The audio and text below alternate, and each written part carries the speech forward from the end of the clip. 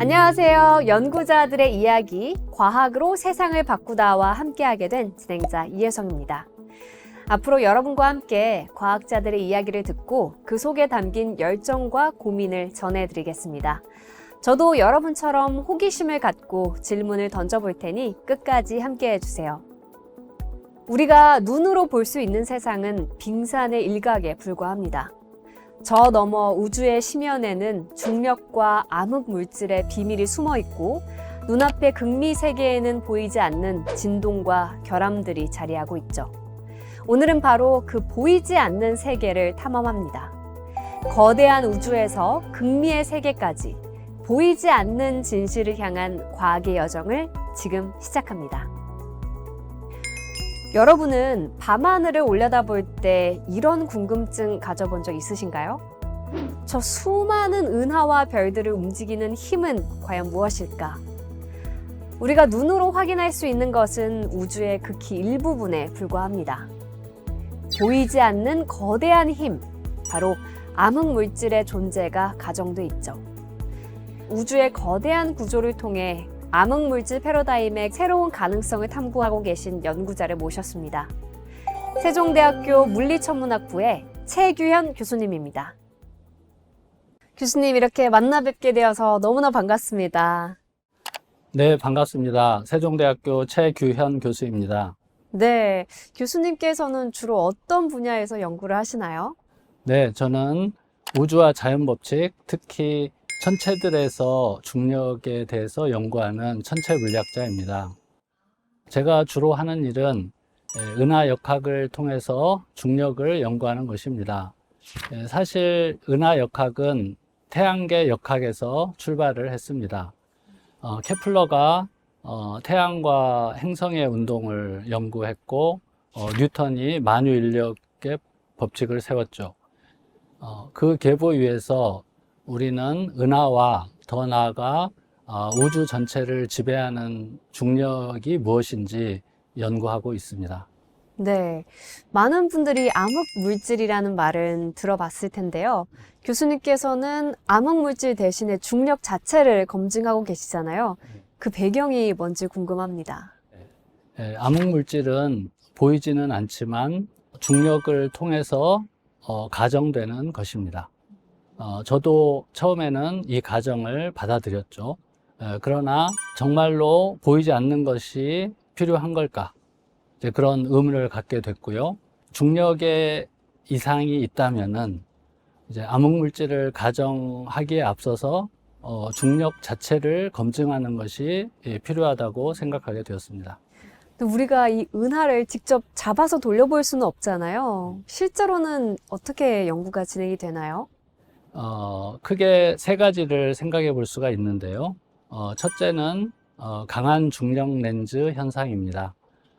멀리 있는 은하가 그 중간에 있는 거대한 질량체를 통과할 때 그 빛이 굴절이 되는데요.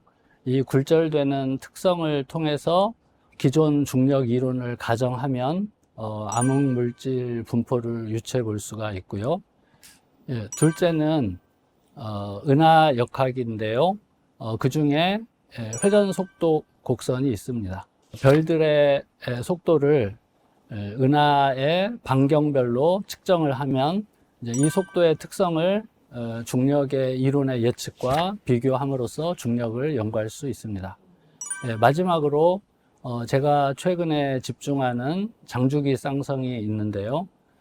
두 별 사이의 거리가 수천 천문 단위 이상일 때 극도로 약한 중력에서 중력의 특성을 연구할 수가 있습니다. 교수님의 연구 성과의 중심에는 장주기 쌍성이라는 개념이 나오는데 이 개념이 좀 생소하신 분들을 위해서 설명 부탁드릴게요. 쌍성은 두 별이 상호 중력에 의해서 공전하는 것을 말합니다. 마치 두 사람이 서로 팔을 잡고 빙글빙글 도는 것을 생각하시면 되겠습니다. 장주기 쌍성이 중요한 것은 두 별의 거리가 매우 클 때 중력이 극도로 약해짐으로써 은하 역학에서 암흑 물질이 필요로 하는 저가속도에서 중력을 직접적으로 연구할 수 있기 때문입니다. 10만 년, 100만 년 이상 되는. 그래서 실제로는 궤도 운동의 아주 순간만을 관측할 수 있는 그런 쌍성을 장주기 쌍성이라고 합니다. 정말 인간의 수명과는 비교할 수가 없는 주기네요. 예, 그렇죠. 그러니까 천문학과 우주를 연구한다는 것은 이제 저희가 시간의 한 찰나를 관측을 해가지고 사실은 추론을 하는 것입니다. 실제로 분석을 해본 결과는 어떻게 나왔나요? 가이아 정밀 데이터를 분석을 했는데요. 수천에서 수만 개를 분석을 해본 결과 뉴턴, 아인슈타인 표준 중력이 예측하는 것보다 중력의 세기가 한 40에서 50% 강하게 나왔습니다. 네, 흥미롭게도 이 중력의 세기는 이스라엘의 물리학자 밀그롬이 제안한 수정 뉴턴 역학 몬드의 예측과 부합하는 것으로 나타났습니다. 그 과정에서 저는 더 확실한 검증을 위해서 계속 연구를 진행하고 있습니다. 그렇군요. 교수님께서 이렇게 막대한 검증을 하시기 위해서는 또 지원과 투자가 많이 필요할 것 같은데요. 네, 맞습니다. 연구재단의 지원으로 고성능 컴퓨터들을 구입할 수 있었고요. 또 최근에는 박사후 연구원 2분을 고용함으로써 데이터 분석에 도움이 되었습니다. 예. 네, 교수님 그러면 앞으로의 연구는 어떤 방향으로 나아갈까요? 지금 장주기 쌍성에서 나타난 중력 이상은 이제 시작에 불과하고요. 이것이 이제 온전한 과학적 사실로 입증이 되기까지는 더 많은 데이터를 확보하고 더욱 확실한 방법을 통해서 연구 검증을 계속해서 해 나가야 합니다. 네, 교수님 그럼 마지막으로 시청자분들께 한 말씀 부탁드릴게요. 데이터를 정직하게 분석을 하면 그 데이터가 진실을 말합니다. 과학사는 이것을 반복적으로 보여주고 있습니다. 기존 이론과 다른 결과가 나왔을 때 많은 사람들이 받아들이기 힘들어 했지만 결국은 데이터에 의해서 과학은 발전해 왔습니다. 마이켈슨 몰리 실험의 경우도 에테르 검출을 하지 못했지만 그것은 상대성 이론의 발견으로 이어졌고요. 암흑물질의 경우도 과학의 진실의 새로운 장을 열 수 있다고 봅니다. 네, 앞으로의 연구 결과는 또 어떤 다채로운 방향으로 흘러갈지 기대가 됩니다. 오늘 말씀 정말 감사드립니다. 감사합니다. 최규현 교수님은 근본적인 질문을 던졌습니다. 정말 존재하지 않는 물질을 가정해야만 할까요? 교수님의 연구, 핵심은 바로 장주기 쌍성입니다. 수십만 년에 걸쳐 서로를 공전하는 두 별의 움직임을 분석하면 암흑물질의 영향 없이 순수하게 중력 이론만을 직접 검증할 수 있습니다. 실제 분석 결과 중력이 예측보다 40에서 50% 더 강하게 나타났습니다. 우주를 바라보는 관점, 암흑의 베일을 벗길 수 있을지 앞으로가 더욱 기대됩니다. 이제 다음 연구자를 만나보시죠. 우리가 살아가는 세상은 눈에 보이는 것보다 훨씬 더 정밀하게 작동합니다. 단 1초의 오차도 허용되지 않는 위성 항법 시스템, 머리카락 굵기의 오차가 치명적인 반도체 제조 공정, 이 모든 것은 극도로 정밀한 측정 없이는 불가능합니다. 오늘은 바로 이 정밀 측정의 한계를 뛰어넘는 놀라운 연구를 이끌고 계신 분을 모셨습니다. 카이스트 기계공학과의 김영진 교수님입니다. 교수님 바쁘신데 귀한 시간 내주셔서 감사합니다. 간단하게 자기소개 부탁드릴게요. 예, 반갑습니다. 전 카이스트 기계공학과 김영진입니다. 네, 교수님께서 하시는 연구 분야를 소개해 주시면 좋겠습니다. 예, 저는 빛으로 만든 자, 프리퀀시 콤이라고 하는 광빛 기술에 대해서 연구하고 있습니다. 광빛은 우리가 머리를 빗는 빛처럼 생긴 빛을 이야기하는데요. 빛으로 만든 자로 동작을 하고 수십만 개의 눈금을 가진 아주 정밀한 자라고 생각하시면 될 것 같습니다. 빛으로 만든 자라고 하니까 굉장히 신기하기도 하면서 생소한데 이 개념에 대해서 조금 더 설명해 주시겠어요? 이 빛으로 만든 자 프리퀀시 콤은 2005년에 노벨 물리학상을 받은 기술인데요. 시간, 그리고 주파수, 그리고 길이를 인류가 가진 기술 중에 가장 정확하게 측정할 수 있는 기술입니다. 그럼 이게 실생활에서는 어떤 식으로 활용이 될 수 있나요? 예, 첫 번째로 생각할 수 있는 부분은 정밀 거리 측정입니다. 우리가 반도체를 구현을 할 때 지금 300mm 웨이퍼에 나노미터의 패턴을 새기는데요. 한 원자 10개의 크기에 해당을 합니다. 이걸 실현하기 위해서는 원자 크기 한 100분의 1 정도에 해당하는 피코미터로 길이를 측정하고 제어를 할 수 있어야 되는데요. 그런 쪽에 직접 활용이 될 수 있습니다. 진짜 작은 단위인 거네요. 거리뿐만 아니라 시간도 잴 수 있다고 들었거든요. 예, 거리와 시간은 이제 빛의 속도로 연결되는 관계이기 때문에 사실 비슷한 물리량입니다. 특히 이제 시간과 주파수가 연결돼 있고요. 우리가 GPS를 이용을 해서 우리의 위치를 정확하게 알 수 있는데 그건 이제 여러 지구를 도는 위성끼리의 시간이 동기화돼 있기 때문입니다. 그 시간을 교환하는데도 빛을 활용할 수 있고 광빛 기술을 활용을 할 수 있습니다. 저희 연구단에서는 최근에 이제 18km 자유공간상으로 이제 시간 동기화를 구현을 했는데요. 이 개념이 확장이 된다면 지상에서 우주까지, 그리고 우주에서의 위성끼리, 그리고 다른 대륙까지의 시간이 전체 동기화되고, 그러면 이제 지구의 중력장을 측정하거나 우주의 신비를 푸는데 이런 기술들이 적용이 될 수 있습니다. 그러면 혹시 그 대륙 간의 시차도 없앨 수 있는 건가요? 시차는 우리가 느끼는 부분이기 때문에 실제로 없앨 수는 없지만 이미 우리가 비행기를 탈 때 이런 그 시간에 의한 상대성 효과들은 보정이 되고 있고요.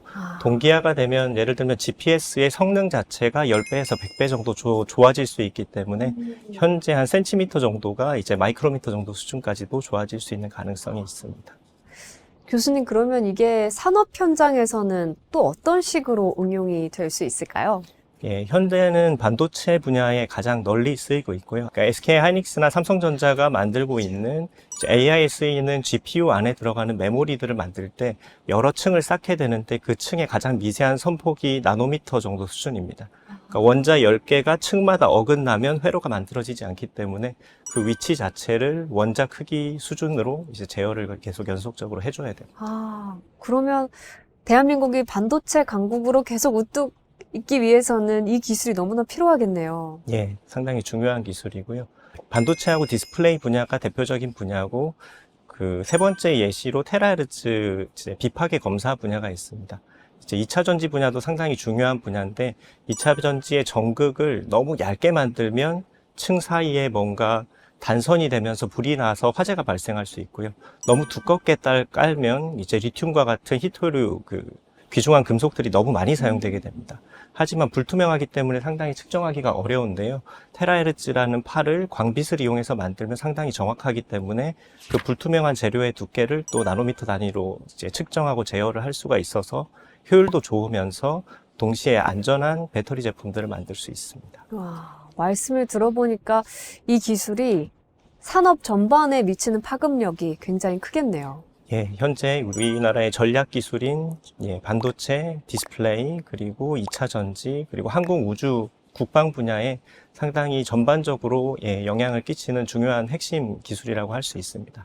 그래서 전 세계적으로도 표준연구소를 포함해서 이제 상당히 많은 그룹들에서 활발히 연구를 하고 있고, 이제 국방 그리고 우주 기술에 직접적인 이제 연관이 있는 기술들이어서 자체적인 이제 국가 레벨에서의 이제 연구 개발이 필요한 부분들이라고 할 수 있겠습니다. 네, 이렇게 광범위하게 활용될 수 있는 연구를 지속해 가기 위해서는 지원이 많이 필요할 것 같은데요.